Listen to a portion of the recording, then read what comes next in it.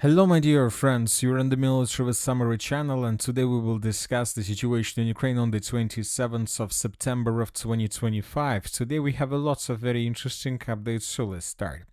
And during the previous days and months, we were talking a lot about the situation on the ground, about drones flying above the territory of NATO countries. We were talking about negotiations, talks about the Oreshnik missile system, about massive missile strikes and explosions in the northern part of Ukraine. We were talking a lot almost about every single part of Ukraine. But there is another important area that we haven't discussed almost never since the beginning of the special military operation. And this time I would like to point to attention because we believe that due to things that are happening right now, it's time to start talking about this. This video we will start from the southwestern part of Ukraine, from the area along the border of Ukraine between Transnistria and Ukraine, between Ukraine and Moldova, between Ukraine and Romania. So as you can see, we have some icons of explosions, and when open every single icon, it seems that nothing special happened, just a regular attack of the armored forces of the Russian Federation, just regular strikes with Garand drones, with missiles and so on. But if we zoom in a bit closer, we will see that most of the strikes that we can see, for example, just for the 27th of September of 2025, took place along the railways. So, for example, one of the explosions took place in the vicinity of the settlement by the name of Papilyuhi. So according to information we have, between the 26th and the 27th of September of 2025, Russians attacked Ukraine's critical infrastructure. And if we zoom in, we're going to see that Russians attacked probably energy facility that Ukrainians use to support these railways that goes from the western part of Ukraine in the direction, let's say, of the southern part of Ukraine. Another explosion took place also along the railways, and this time the Russians destroyed the same thing. They attacked another energy facility, energy infrastructural objects along the railways between, let's say, the southwestern part of Ukraine, and if we take a look at these railways that goes in the eastern part of Ukraine. Another explosion took place in the vicinity of the settlement by the name of Zmerinka. The same situation, the Russians attacked some energy facilities that Ukrainians use to support the railways, to support electricity along the railways. And of course, very interesting situation, and the question is what the Russians are trying to achieve by attacking energy facilities along the railways that are located, telling the truth, pretty far from the line of combat contact. And to get answer to this question, of course, first of all, it is better to increase the numbers of updates since the beginning of the 1st of September of 2025, and then the picture is becoming much better. Now we see that there are not just 4 icons that we saw a minute ago, there are hundreds of icons in this part. Now let's zoom a bit closer, and we will see that most of the icons are located along the railways. So as you can see, for example, the railways between the city of Odessa and the western part of Ukraine. One of the energy facilities destroyed in the vicinity of the settlement of Razdilia. This, for example, attack took place on the 26th of September. So between 25th and 26th of September, this energy facility construction was destroyed. Along the railways, if we move further along these railways, we're going to see that the second explosion took place in the vicinity of Zaporizhzhia. We discussed this episode just a minute ago. This attack took place between the 26th and the 27th of September.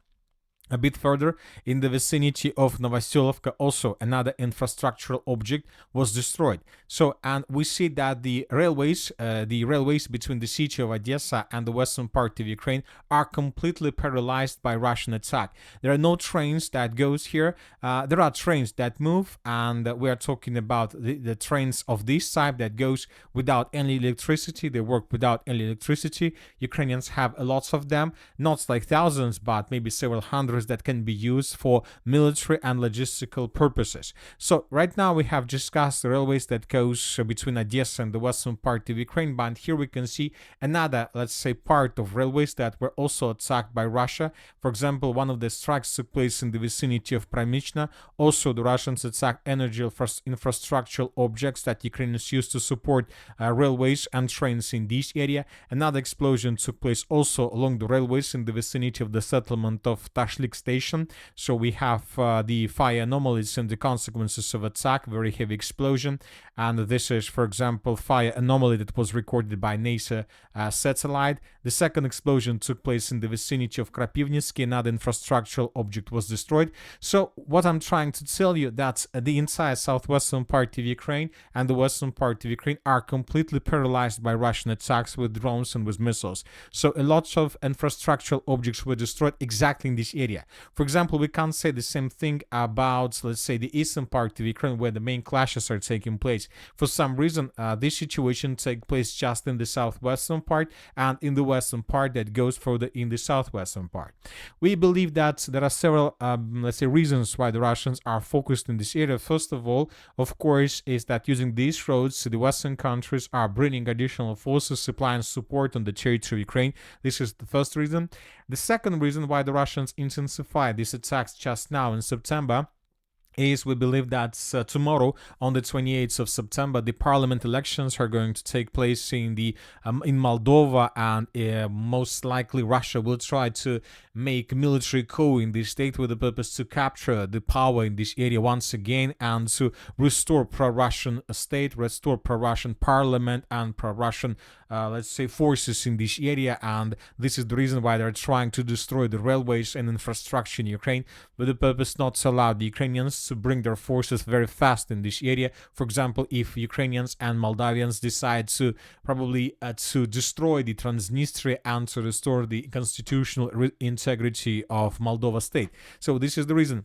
Another possible reason, if, for example, if Russians have begun, for example, preparation for their Odessa offensive operation, if Russians are planning to, let's say, cross the Black Sea and land infantry in this area somehow with I don't know, with possible helicopters, boats, or any other option to cross the Black Sea and to land infantry, thousands of soldiers, of course, the most important thing for them is to make sure that the railways are not going to work, are not going to function, which will not allow the Ukrainians to bring forces very fast. So once again, we haven't been talking about this situation for a very long period of time, but due to the fact that now we get more and more updates from this area, we believe that it's time to start talking about this situation, because obviously something big, something huge and very important is brewing in this area, and obviously we're gonna see this in coming days, months, weeks.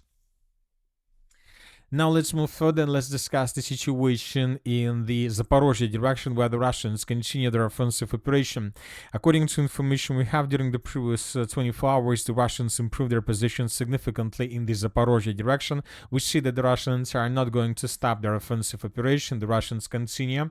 And today, the Minister of Defense of the Russian Federation reported that as a result of clashes, the armed force of the Russian Federation managed to secure the village of Stepovo. So this settlement was colored, and the area around this village were colored in Russian favor, based on the reports of the Minister of Defense of the Russian Federation and based on the reports that were published by different pro-Russian, neutral, or pro-Ukraine mappers. So as you can see, most of the resources confirm that the Russians continue offensive operation in this area, that Ukrainians still haven't managed to stabilize the situation, and it seems that Ukrainians lost their time, lost their window of opportunities for stabilization. It seems that they will not be able to slow down the Russians in any moment of this offensive. The Russians will continue until they outflank and encircle Ukrainians on the territories of Uspienovka and Poltavka fortified areas, and then Russians will begin the battle for the city of Gulay-Pole. Now let's move further. Let's discuss the situation in the Pokrovsk agglomeration, where the very heavy clashes are taking place. You know that currently there are two options, two realities. The Russians are living in their own reality. The Ukrainians are living in their own reality. According to Ukrainian reality, they're about to cut the area of breakthrough. There are already 3 cauldrons that were created by Ukrainians, and the Ukrainians are winning according to Ukrainian reality. But as you can see, without changes on the ground for a very long period of time. As for the Russians, they're living in completely different situation. According to Russians, they continue offensive operation. They continue improving their positions in this area of breakthrough, and basically the Russians are winning this major battle in the to the northeast of the Pokrovsk agglomeration. And of course, the most important question: who to believe? To believe the Russians or to believe the Ukrainians? Because obviously everything depends on this simple, let's say, decision. And you know that when talking about Ukrainians, once again, as I told you, we haven't been receiving anything for about Ukraine progress on the ground for a very long period of time. Of course, we're not talking about the general staff of the armed forces of Ukraine or pro-Ukraine resources that can change the map based on nothing. Of course, it's very important to get geolocations and videos that can confirm the progress on the ground. And today, for example, we got this video that was published by pro-Ukrainian resources, and in this video we can see how Ukrainians were attacking Russians in different parts of the Dobropolye breakthrough. So this is the most important episode. In this video we can see how Russian sabotage and reconnaissance groups were entering the settlement of but by the name of Dorozhhnya. Later, we got report that the entire village was captured by Russians, and based on this video, we have adjusted the map. So as you can see, despite the fact that Ukrainians are saying that they're about to cut this area into hundreds of cauldrons and with millions of prisoners of war, the Russians continue their offensive and the Russians continue improving their positions, and we have proofs, video proofs that can confirm this situation. So based on this video, we have adjusted the map, and we see that's not so simple and not so easy as Ukrainians describe in their reports and their summaries. Now let's move further. Let's discuss the situation in the Kostiantynivka direction. During the previous 24 hours, the Russians continue bombing and attacking positions of the armed forces of Ukraine, temporary deployment points of Ukraine army on the territory of the city of Kostiantynivka. Obviously, we see that the city is reducing to ruins by Russian fire. But the most interesting update is coming from the northeastern flank of the city of Kostiantynivka. Today, the Minister of Defense of the Russian Federation reported that a group of forces south, as a result of clashes, as a result of decisive actions, managed to establish complete control over the village by the name of Maiskaya. So the settlement was captured by Russians by the end of the 27th of September, and based on the report of the Minister of Defense of the Russian Federation, we colored this territory. I would like to remind you that by the end of the August of 2025, we discussed the map that was published by the chief of the General Staff of the Armed Forces of the Russian Federation, Valery Gerasimov. So this is the area that we are talking right now about, and as you can see, there is like let's say white cloud, this one almost inside of the red polygon. So this is exactly the Maiskaya area, the area of the village that was captured by the Russians according to the latest report of the Minister of Defense. So as you can see, according to this map, by the end of the August, this territory was already encircled by Russians, and the Ukrainians were caught in cauldron. So as you can see, it took Russians just a month to finish the battle for this cauldron and to force to those who managed to survive from the armed forces of Ukraine to abandon their positions. So as you can see, the Russians captured this territory completely. Now we see that the Russians have a very strong foothold along the Siversk-Donetsk-Donbass canal. The distance from the southern point, let's say, to the northern point is already 20 kilometers. This is a very huge foothold on the Ukrainian side of canal, which will allow the Russians in coming days to begin their major offensive operation in the direction of N20 road between the city of Kostiantynivka and the cities of Slavyansk-Kramatorsk. If Russians will continue moving further in this direction, the Ukrainians will suffer huge and very huge losses, because this area is just one big supply road, a logistic road, and as if the Russians are getting closer to this road, this means that Ukrainians will suffer more and more losses from Russian strikes. As for the Siversk-Lyman direction, during the previous 24 hours, lots of videos were recorded in this area. As you can see, the Russians continue hunting and destroying positions of the FPV drone operators of the armed forces of Ukraine on the territory of the Siversk agglomeration. Lots of artillery strikes, lots of FAB strikes, lots of explosions, lots of destructions recorded. But without changes on the ground from the Russian side, the Russians continue destroying Ukrainian units and forces without any changes. So this is the situation that plays in Russian favor. They don't need to move. The territory of city of Siversk were caught in cauldron by Russians or were caught into operational encirclement. The Russians control the main supply lines, TO513, and the road this one between the city of Slavyansk and Siversk. The Russians can see everything that uses this road, and when they can destroy everything on the western outskirts. As for the northwestern direction, the most important new updates are coming from the city of Lyman and the villages of Dirilovo and Novosilovka. Today, the Minister of Defense of the Russian Federation reported that the territory of Dirilovo was also captured by Russians by the end of the 27th of September. The territory was secured by Russians. This information this morning first was provided by neutral mappers and by, let's say, pro-Russian resources, but by the end of the 27th of September, this information was also confirmed by the Minister of Defense. So now we see that the Russians managed to break through Ukrainian defense. Now we believe that the Russians will split their forces. The first group will continue moving further in the direction of Drobyshevo. The Russians will try to attack this territory at least from 3 directions, and the second group will continue moving further in the direction of Novosilovka and then towards the settlement of Yarova. As for the future plans, I'm not sure that the Russians are going to move further. Yarova is the point where the Russians will stop most likely. At least they will try to hold their lines along this line until the Russians finish the battle for Drobyshevo and moved further in the direction of the city of Lyman. So the situation is getting worse and worse for the Ukrainians, as we can see. And obviously, during the next months, the battle of Lyman either will be started or either will be finished.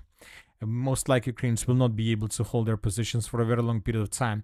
Most likely they will be able to hold some positions in the forest between the city of Lyman and Slaviansk, but not on the territory of the city itself.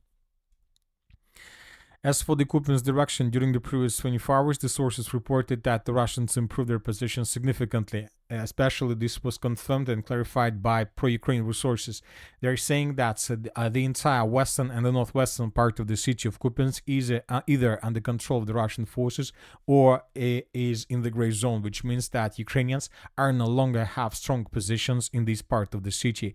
The northwestern part and the western part of the city are the most important parts of this agglomeration. If Russians establish strong control over the territory, we can start counting days before the entire foothold of the armored forces of Ukraine on the Russian side of the river Voskol falls in Russia's hands. And that's it for today. Military Summary channel reminds you to condemn any violence in the world. Thank you for your watching. Subscribe to my channel, put your likes, join my Patreon, and have a good day. Bye-bye.